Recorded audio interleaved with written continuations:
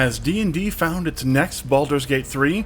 Henry Cavill's Warhammer series at Amazon may have hit some hurdles, and One Piece Season 2 finally has a release date. It's about damn time. Welcome to Tabletop News Tuesday on the Character Sheet, your first look at the week's biggest fantasy and TTRPG news. Before we talk D&D video games and Henry Cavill's 40k update, why not take a second to hit those like and subscribe buttons to help us keep this channel growing? And then, let's dive into the news. Issue number 1 is the first issue we're going to talk about.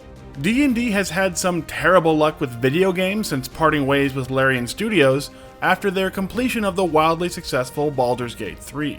Having multiple video game projects shut down before completion in the last year and a half, and seeing their last AAA title without Larian, the ill-fated Dark Alliance, shut down its servers for good as well. But their new video game project is finally giving fans some hope. The new game, which is described as a single-player action-adventure game that will take place in one of the campaign settings of D&D, was just revealed yesterday by Variety, and will be handled by Giant Skull Studios and its founder Stig Asmussen, who you may know better as the director of the critically acclaimed Star Wars Jedi Survivor and Star Wars Jedi Fallen Order games, as well as the hugely successful God of War 3. The Star Wars Jedi series basically put Star Wars video games back on the map after a nearly decade-long drought in hugely successful AAA titles, since the popular Star Wars The Force Unleashed series ended back in 2010. So clearly Wizards of the Coast and Dungeons & Dragons hope Stig and his team can work the same magic for D&D video games. With a focus on world building and storytelling, and the knowledge to create both fluid Dark Souls-style combat like that found in the Star Wars Jedi Survivor and Fallen Order games, and the more frantic hack-and-slash approach of God of War 3, the Giant Skull team may not be the ones to create the next Baldur's Gate 3, but if they can create the D&D version of Star Wars Jedi Survivor, that could be a huge win for Dungeons & Dragons, who may finally have landed a studio capable of carrying the torch that Larian left behind.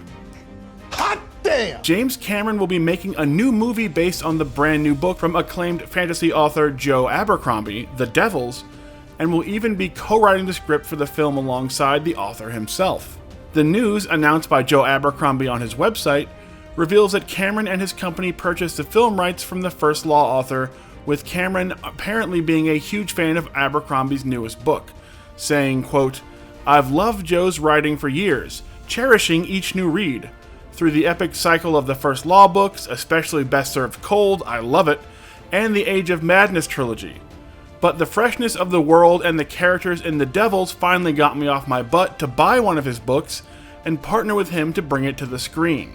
Cameron went on to say that he would be working on the Devils movie as soon as he finished winding down Avatar, Fire and Ash, the last of his series of Avatar movies, but Abercrombie himself cautions that while working with Cameron to write the film for his novel is sort of a dream come true, like all Hollywood adaptations, we shouldn't be holding our breath for a release date. But I want it now!